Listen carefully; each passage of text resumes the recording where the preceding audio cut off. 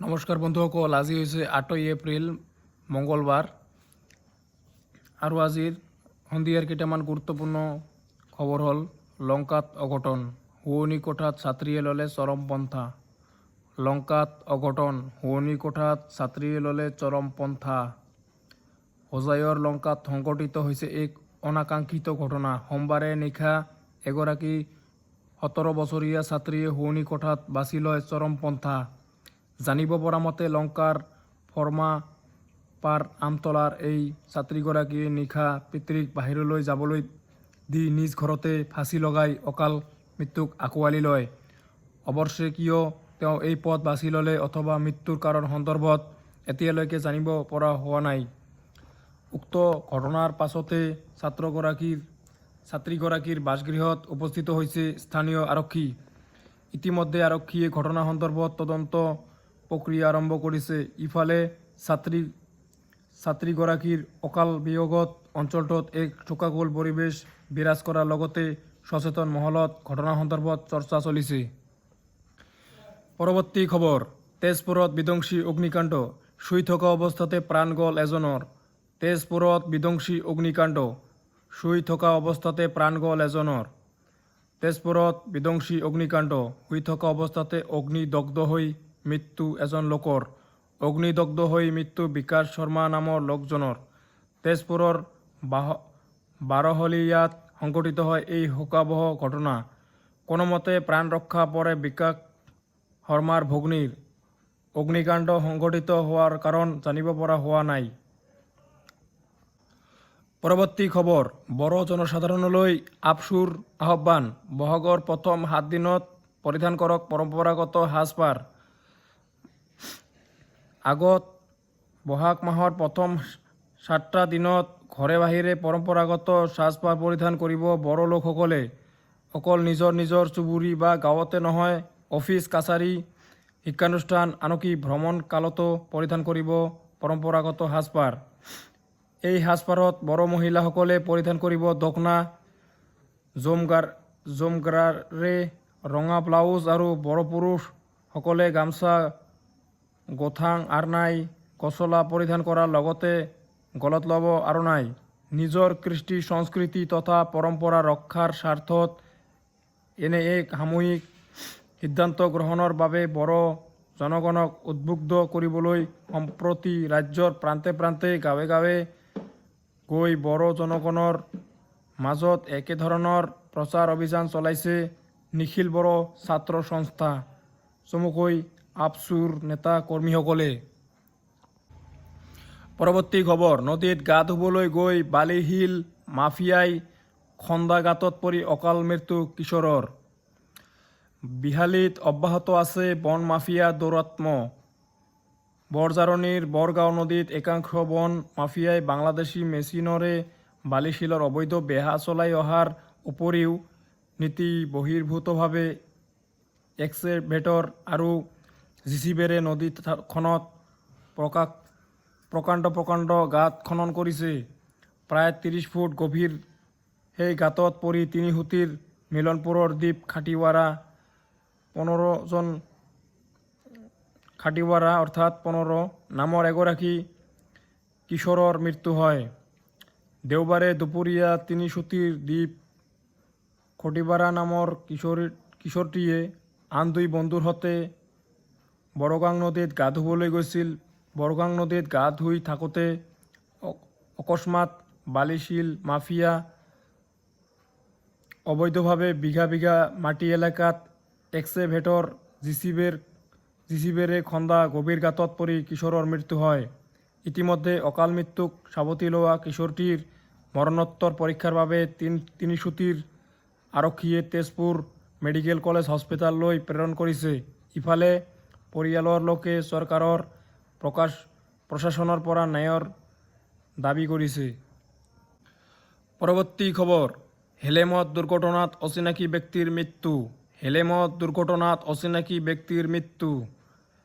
গহপুৰ সমজিলাৰ হেলেম আৰক্ষী থানাৰ অন্তৰ্গত হেলেম চাৰিআলিৰ সমীপৰ ১৫ নং ৰাষ্ট্ৰীয় ঘাইপথত যোৱা নিশা প্ৰায় ১২:৩০ বজাত মৃত্যু হয় এজন অচিনাকি বাটৰুৱাৰ। এখন দ্ৰুতবেগী বগা ৰঙৰ বলেৰো পিক আপ বাহনৰ খুন্দাত গুৰুতৰভাৱে আঘাতপ্ৰাপ্ত হৈ মৃত্যু হয় প্ৰায় ৬৫ বছৰ বয়সীয়া অচিনাকি ব্যক্তিগৰাকীৰ।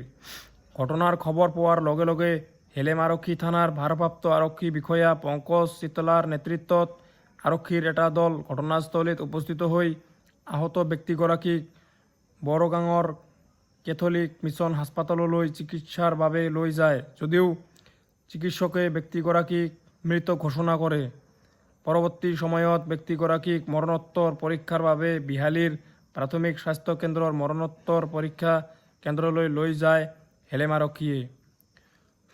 উক্ত মৰণোত্তৰ পৰীক্ষা কেন্দ্ৰত মৰণোত্তৰ পৰীক্ষা সম্পন্ন কৰাৰ পিছত অচিনাক্ত ব্যক্তিগৰাকীৰ মৃতদেহ চিনাক্তকৰণৰ বাবে বৰ্তমান বিহালী প্ৰাথমিক স্বাস্থ্য কেন্দ্ৰৰ মৰ্গত ৰখা হৈছে। কোনো সদাশয় ব্যক্তিয়ে নিহত ব্যক্তিগৰাকীৰ পৰিচয় লাভ কৰিলে ৬০০০৪22১77 এই মোবাইল নম্বৰত যোগাযোগ কৰিবলৈ অনুৰোধ জনাইছে হেলেম আৰক্ষী থানাৰ ভাৰপ্ৰাপ্ত আৰক্ষী বিষয়া পংকজ চিতলাই।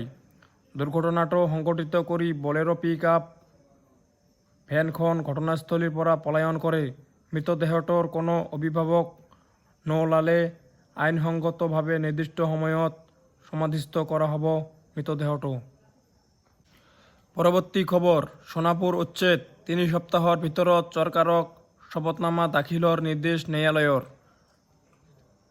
সোনাপুৰৰ ট্ৰাইবেল বেল্টৰ ভূমি অবৈধভাৱে দখল কৰি থকা বেদখলকাৰীৰ বিৰুদ্ধে অভিযান চলোৱাৰ সময়তে আৰক্ষীৰ গুলীত নিহত হৈছিল দুজনকৈ ব্যক্তিৰ। যোৱা বছৰৰ ছেপ্টেম্বৰ ১২ তাৰিখে সংঘটিত হোৱা উক্ত ঘটনা পুনৰ চৰ্চালৈ আহিছে। উল্লেখ্য যে কচুথলীৰ সেই উচ্ছেদৰ ঘটনাত নিহত হোৱা জুবেৰ আলীৰ পৰিয়ালে ন্যায় আৰু উপযুক্ত ক্ষতিপূৰণ বিচাৰি গুৱাহাটী উচ্চ ন্যায়ালয়ৰ দ্বাৰস্থ হৈছিল, দাখিল কৰিছিল লেক আবেদন। সেই লেক আবেদনৰ ভিত্তিতে গুৱাহাটী উচ্চ ন্যায়ালয়ে অসম চৰকাৰক সমগ্ৰ ঘটনা সন্দৰ্ভত শপতনামা দাখিল কৰিবলৈ ৩ সপ্তাহৰ সময় নিৰ্ধাৰণ কৰি দিছে। স্মৰ্তব্য, সোনাপুৰৰ উচ্ছেদৰ সময়ত দুজনকৈ লোক আৰক্ষীৰ গুলীত নিহত হোৱাৰ পাছতো প্ৰশাসনে বিষয়টোৰ কোনো তদন্ত কৰা নাছিল। তাৰোপৰি নিহত দুয়ো ব্যক্তিৰে মৰণোত্তৰ পৰীক্ষাৰো পৰিয়ালৰ লোকক দিয়া নাছিল আৰক্ষীয়ে। সেই গোচৰীয়া পক্ষই ন্যায়ালয়ৰ দ্বাৰস্থ হৈ নিহতৰ মৰণোত্তৰ পৰীক্ষাৰ প্ৰতিবেদনৰ লগতে সমগ্ৰ ঘটনা সন্দৰ্ভত ন্যায় আৰু ক্ষতিপূৰণ বিচাৰে। সেই অনুসৰিয়েই ন্যায়ালয়ে আজি এই নিৰ্দেশ প্ৰদান কৰিছে। পৰৱৰ্তী খবৰ, শ্বেখ হাছিনাই বাংলাদেশী জনতালৈ দিলে বাৰ্তা, ইউনুছক আখ্যা দিলে দেশবিৰোধী। দেশ এৰি পলায়ন কৰি ভাৰত চৰকাৰৰ ৰাজনৈতিক আশ্ৰয়ত আছে যদিও যুঁজাৰু মানসিকতা যেন এতিয়াও হেৰুৱাই পেলোৱা নাই শ্বেখ হাছিনাই। বাংলাদেশৰ প্ৰাক্তন প্ৰধানমন্ত্ৰী তথা আৱামী লীগৰ মুৰব্বী শ্বেখ হাছিনাই ইতিমধ্যে বিধ্বস্ত হৈ পৰা দলটোক পুনৰ শক্তিশালী কৰিবলৈ ভাৰতৰ পৰাই চেষ্টা অব্যাহত ৰাখিছে। সোমবাৰে দিল্লীৰ পৰা এক ভিডিঅ' বাৰ্তাত পুনৰ স্বদেশলৈ উভতি যোৱাৰ হুংকাৰ দিয়েই নহয়, তেওঁৰ দলৰ কৰ্মী আৰু সমৰ্থকসকলক উদ্দেশ্যি কয়, সকলো অভিযোগৰ তদন্ত হ'ব। মন কৰিবলগীয়া যে মহম্মদ ইউনুছৰ অন্তৱৰ্তীকালীন চৰকাৰে আৱামী লীগৰ বহু নেতা কৰ্মীক কাৰাগাৰলৈ প্ৰেৰণ কৰিছে। দলীয় কৰ্মীৰ এনে বিপৰ্যয়ৰ সময়তে ভিডিঅ' বাৰ্তাত হাছিনাই কয়, চিন্তা নকৰিব, মই আহি আছোঁ, সকলো অভিযোগৰ তদন্ত হ'ব। মন কৰিবলগীয়া যে শেহতীয়াকৈ শ্বেখ হাছিনাই নতুন দিল্লীৰ পৰাই তেওঁৰ দলৰ একাংশ নেতা কৰ্মীৰ সৈতে ভাৰ্চুৱেলি বৈঠকত বহিছে। পৰৱৰ্তী খবৰ, সোণৰ মূল্য প্ৰতি 10 গ্ৰামত ১৫৫০ টকা হ্ৰাস। সোণৰ মূল্য প্ৰতি 10 গ্ৰামত ১৫৫০ টকা হ্ৰাস। মাৰ্কিন ৰাষ্ট্ৰপতি ডোনাল্ড ট্ৰাম্পে বিশ্বজুৰি জাৰি কৰা প্ৰতিশুল্ক ব্যৱস্থাই বিশ্বৰ স্বৰ্ণ বজাৰো অস্থিৰ কৰি তুলিছে। বাণিজ্যিক উত্তেজনা আৰু বৈশ্বিক মন্দাৱস্থাৰ আশংকাৰ বাবে ক্ৰমান্বয়ে অৱনতি ঘটিছে সোণৰ মূল্য। সোমবাৰৰ দিনটোত ভাৰতৰ বজাৰত সোণৰ দাম প্ৰতি 10 গ্ৰামত 1550 টাকা হ্ৰাস পায়। অৱশ্যে দেশৰ চহৰে চহৰে এই মূল্যৰ তাৰতম্য আছে। কালিৰ দিনটোত দেশৰ 99.9% বিশুদ্ধ সোণৰ মূল্য প্ৰতি 10 গ্ৰামত হৈছেগৈ 93,000 টকা। আনহাতে 99.5% বিশুদ্ধ সোণৰ মূল্য 1550 টাকা হ্ৰাস পাই প্ৰতি 10 গ্ৰামৰ সোণৰ মূল্য হৈছে 91,000 টকা।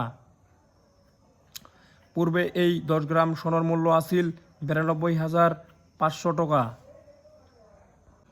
পৰৱৰ্তী খবৰ, পথ এৰি নিদিয়াৰ বাবে 3জনক গুলীয়াই হত্যা। মঙলবাৰে পুৱাই ট্ৰেক্টৰ চালকৰ গুলীত নিহত হ'ল এগৰাকী কৃষক নেতা সহ মুঠ 3জন। এই খবৰ বিয়পি পৰাৰ লগে লগে সমগ্ৰ দেশতে সৃষ্টি হৈছে চাঞ্চল্য। জানিব পৰা মতে ঘটনাৰ আঁৰৰ কাৰণ তেনেই সাধাৰণ। পুৱা এখন বাইকত 3গৰাকী ব্যক্তিয়ে এটা পথেৰে গৈ থকাৰ সময়তে আহে এখন ট্ৰেক্টৰ। সেই ট্ৰেক্টৰৰ পথ এৰি নিদিয়াৰ বাবেই খৰ্গহস্তকৈ ট্ৰেক্টৰ চালকগৰাকীয়ে গুলীয়াই হত্যা কৰে বাইক চালকগৰাকীৰ লগতে 2 আৰোহীক। নিহত বাইক চালকগৰাকী কৃষক নেতা পাপ্পু সিং। তাৰোপৰি ট্ৰেক্টৰ চালকগৰাকীৰ গুলীত নিহত হৈছে পাপ্পু সিঙৰ পুত্ৰ অভয় সিং আৰু পাপ্পুৰ ভাতৃ ৰিংকু সিং। এই ঘটনাৰ পাছতে আকৌ সমগ্ৰ ঘটনাই ৰাজনৈতিক গতিও লাভ কৰিছে, কিয়নো এই ট্ৰিপল মাৰ্ডাৰ কেছৰ সৈতে স্থানীয় পঞ্চায়তৰ প্ৰাক্তন মুৰব্বীগৰাকী জড়িত হৈ আছে। ঘটনাৰ প্ৰাৰম্ভিক খবৰ অনুসৰি এই চাঞ্চল্যকৰ ঘটনা মঙলবাৰে পুৱা ফাতেহপুৰৰ হাটগ্ৰাম থানা এলেকাৰ তাহিৰাপুৰ ছেকশ্যনৰ সমীপত সংঘটিত হয়। ঘটনাৰ বিৱৰণ অনুসৰি পাপ্পু সিঙে তেওঁৰ ভাতৃ আৰু পুত্ৰৰ সৈতে বাইকেৰে কৰবালৈ গৈ আছিল। সেই সময়তে স্থানীয় পঞ্চায়তৰ প্ৰাক্তন মুৰব্বী মন্নু সিং আৰু তেওঁৰ সহযোগীসকলে একেটা পথৰে এখন ট্ৰেক্টৰত যাত্ৰা কৰিছিল। অভিযোগ অনুসৰি ট্ৰেক্টৰখনক পাপ্পুৰ বাইকখনে পথ এৰি দিয়া নাছিল, ফলত দুয়োপক্ষৰ মাজত কাজিয়াৰ সূত্ৰপাত হয়। তাৰ মাজতেই মন্নু সিঙে হঠাতে বন্দুক উলিয়াই বাইক চালক পাপ্পু সিং আৰু তেওঁৰ সৈতে থকা ভাতৃ পুত্ৰৰ ওপৰত নিৰ্বিচাৰে গুলীচালনা কৰে। ফলত থিতাতে মৃত্যু হয় 3জন লোকৰ। পৰৱৰ্তী খবৰ, স্বামীৰ সৈতে সম্পৰ্ক শেষ কৰিব নেকি বক্সাৰ মেৰী কমে। বিবাহ বিচ্ছেদৰ দিশে আগবাঢ়িছে অলিম্পিক বিজয়ী ভাৰতীয় বক্সাৰ MC মেৰী কম আৰু তেওঁৰ স্বামী কাৰুং অনখোলাৰে। বক্সিং ইতিহাসৰ আটাইতকৈ সফল খেলুৱৈ মেৰী কম 20 বছৰ পূৰ্বে অনলাৰৰ সৈতে বিবাহ পাশত আবদ্ধ হৈছিল। উল্লেখ্য যে 2022 চনৰ মণিপুৰ বিধানসভা নিৰ্বাচনত অনলেৰৰ পৰাজয়ৰ পিছত দুয়োৰে মাজত অশান্তি আৰম্ভ হৈছিল। সেই সময়ছোৱাত পৰিয়ালটোৱে বৃহৎ আৰ্থিক লোকচানৰ সন্মুখীন হ'বলগীয়া হৈছিল। তাৰ পাছৰে পৰা আছুতীয়াকৈ আছে বক্সাৰগৰাকী। প্ৰাপ্ত তথ্য অনুসৰি বক্সাৰগৰাকী আৰু তেওঁৰ 4 সন্তান ফৰিদাবাদত থাকে, আনহাতে তেওঁৰ স্বামী পৰিয়ালৰ একাংশ সদস্যৰ সৈতে দিল্লীত থাকে। শেহতীয়া খবৰ অনুসৰি স্বামীৰ সৈতে বিবাহ বিচ্ছেদৰ প্ৰক্ৰিয়া আৰম্ভ কৰা নাই যদিও মেৰী কম আৰু অনলাৰৰ বিচ্ছেদৰ খবৰৰ মাজতে অন্য এক বিষয়ে বিশেষ চৰ্চা লাভ কৰিছে। পৰৱৰ্তী খবৰ, পঞ্চায়ত নিৰ্বাচনত বিজেপি অগপ মাজৰ আসনৰ বুজাবুজি হ'ব চন্দ্ৰমোহন পাটোৱাৰী। অসমৰ বন আৰু পৰিৱেশ মন্ত্ৰী চন্দ্ৰমোহন পাটোৱাৰী সোমবাৰে ধুবুৰীত উপস্থিত হৈ বিজেপি আৰু অগপৰ দলীয় কৰ্মকৰ্তাসকলৰ লগত এক বৈঠকত মিলিত হয়। আজিও মন্ত্ৰীগৰাকীয়ে আগন্তুক পঞ্চায়ত নিৰ্বাচনক কেন্দ্ৰ কৰি দক্ষিণ শালমাৰা আৰু মানকাছৰ জিলাৰ বিজেপি অগপৰ দলীয় নেতৃবৰ্গৰ সৈতে ধুবুৰী জিলা বিজেপিৰ মুখ্য কাৰ্যালয়ত এক বৈঠকত মিলিত হয়। ধুবুৰী, দক্ষিণ শালমাৰা, মানকাছৰত বিজেপি আৰু অগপৰ আসন বুজাবুজি হোৱাৰ কথা উল্লেখ কৰি মন্ত্ৰী চন্দ্ৰমোহন পাটোৱাৰীয়ে কয় যে ধুবুৰীৰ গোলগঞ্জ বিধানসভা সমষ্টিৰ 4টাকৈ জিলা পৰিষদ বিজেপিৰ, গৌৰীপুৰ বিধানসভা 4টাকৈ জিলা পৰিষদৰ 2টা সমষ্টি বিজেপিয়ে নিৰ্বাচন খেলাৰ বিপৰীতে 2টাকৈ জিলা পৰিষদ অগপ দলক এৰি দিব। ধুবুৰী বিধানসভা সমষ্টি 4টাকৈ, জিলা পৰিষদ সমষ্টি 3টাকৈ বিজেপিয়ে প্ৰতিদ্বন্দ্বিতা কৰাৰ বিপৰীতে অগপ দলক এৰি দিয়ে এটা আসন। দক্ষিণ শালমাৰা মানকাছৰ বিধানসভা সমষ্টি 4টাকৈ, জিলা পৰিষদত 2টা বিজেপিয়ে আৰু 2টা আসন অগপক এৰি দিয়ে। পৰৱৰ্তী খবৰ, আজি স্থবিৰ হৈছে ভাৰতীয় শ্বেয়াৰ বজাৰ। সোমবাৰৰ বৃহৎ পতনৰ পিছত মঙলবাৰে ভাৰতীয় শ্বেয়াৰ বজাৰত শক্তিশালী প্ৰত্যাৱৰ্তন ঘটিছে। পুৱাৰ ব্যৱসায়ত BSE চেনচেক্স মূল্য 800 পইণ্টতকৈ অধিক বৃদ্ধি পোৱাৰ লগতে নিফটিয়েও 22,800 পইণ্ট অতিক্ৰম কৰে। এছিয়াৰ বজাৰৰ পুনৰুদ্ধাৰ আৰু আমেৰিকাৰ ভৱিষ্যতৰ শক্তিৰ বাবেই বজাৰৰ এই উত্থান ঘটিছে।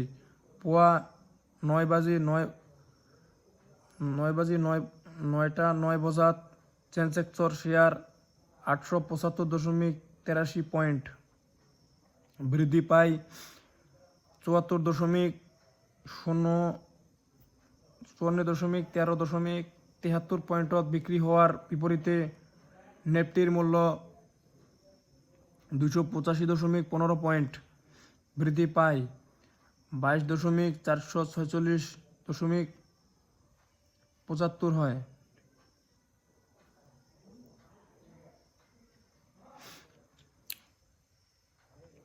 উল্লেখ কৰা প্ৰয়োজন যে ট্ৰাম্পৰ টেৰিফ ধুমুহাত সোমবাৰে তছনছ হৈছিল শ্বেয়াৰ বজাৰ। এদিনতে বিনিয়োগকাৰীয়ে হেৰুৱালে 20 লাখ কোটি। ইফালে একে সময়তে আজি অভিলেখ কৰিছে আদানী গ্ৰুপে। আদানীৰ সকলো শ্বেয়াৰ বজাৰ ঊৰ্ধ্বগামী হোৱা পৰিলক্ষিত হৈছে। পৰৱৰ্তী খবৰ, আজি চূড়ান্ত হ'ব কাছাৰ জিলাৰ কংগ্ৰেছ প্ৰাৰ্থীৰ নাম। পঞ্চায়ত নিৰ্বাচনক লৈ সাজু হৈ উঠিছে কাছাৰ। প্ৰথম পৰ্যায়ত অনুষ্ঠিত হ'ব লগা পঞ্চায়ত নিৰ্বাচনৰ মনোনয়ন দাখিলৰ অন্তিম দিন 11 এপ্ৰিল। পঞ্চায়ত নিৰ্বাচনৰ প্ৰাৰ্থীৰ তালিকা প্ৰস্তুত কৰিবলৈ ইতিমধ্যে শিলচৰ কংগ্ৰেছ কাৰ্যালয়ত যথেষ্ট ভিৰ কৰিছে প্ৰাৰ্থীৰ্থ প্ৰত্যাশীসকলে। জিলাখনৰ 25খন জিলা পৰিষদ আৰু 126খন আঞ্চলিক পঞ্চায়তৰ প্ৰাৰ্থীৰ নাম চূড়ান্ত কৰিবলৈ কেইবাখনো বৈঠকত মিলিত হৈছে প্ৰাৰ্থী নিৰ্বাচন কমিটিসমূহ। আজিৰ ভিতৰত কাছাৰ জিলাৰ কংগ্ৰেছ প্ৰাৰ্থীসকলৰ নাম চূড়ান্ত কৰা হ'ব বুলি ইন্দিৰা ভৱনত আয়োজিত এখন বৈঠকত সিদ্ধান্ত লয়। পৰৱৰ্তী খবৰ, চাৰিদুৱাৰত ভয়াৱহ অগ্নিকাণ্ড। শোণিতপুৰ জিলাৰ অসম-অৰুণাচল সীমান্তৱৰ্তী চাৰিদুৱাৰত পুৱতি নিশা সংঘটিত হৈছে এক ভয়াৱহ অগ্নিকাণ্ডৰ ঘটনা। এই অগ্নিকাণ্ডত এখন ব্ৰইলাৰ ফাৰ্ম সম্পূৰ্ণৰূপে ভস্মীভূত হয়। উল্লেখ্য যে চাৰিদুৱাৰৰ 1 নং জয়ন্তীপুৰ গাঁৱৰ জুংচাৰ বসুমাতাৰী, ৰাজা বসুমাতাৰী আৰু জয়ন্ত বড়োৱে একত্ৰিতভাৱে উক্ত ব্ৰইলাৰ ফাৰ্মখন নতুনকৈ খুলি ব্যৱসায় আৰম্ভ কৰিছিল। জুইৰ লেলিহান শিখাই সমগ্ৰ ফাৰ্মখন আগুৰি ধৰাত সম্পূৰ্ণভাৱে ভস্মীভূত হয়। উল্লেখযোগ্য যে ফাৰ্মখনত থকা প্ৰায় 1.6টা কুকুৰা জুইত জাহ হৈ অকাল মৃত্যুত সাৱটি ল'ব লগা হয়।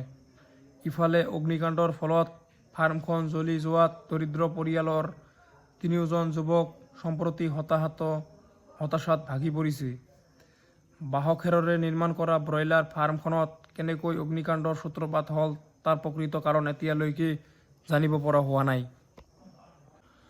পৰৱৰ্তী খবৰ, চিৰাঙৰ ৰুণিখাটাত উদ্ধাৰ চুৰি যোৱাত 36 লাখ টকাৰ প্ৰসাধন সামগ্ৰী। কলকাতাৰ পৰা হিন্দুস্তান ইউনিলিভাৰ প্ৰসাধন সামগ্ৰী কঢ়িয়াই গুৱাহাটী অভিমুখে আহি থকা AS01 NC 3091 পঞ্জীয়নৰ 10-চকীয়া বাহনৰ পৰা ৰহস্যজনক লুণ্ঠন কৰাৰ এক চাঞ্চল্যকৰ ঘটনা মঙলবাৰে পোহৰলৈ আহিছে।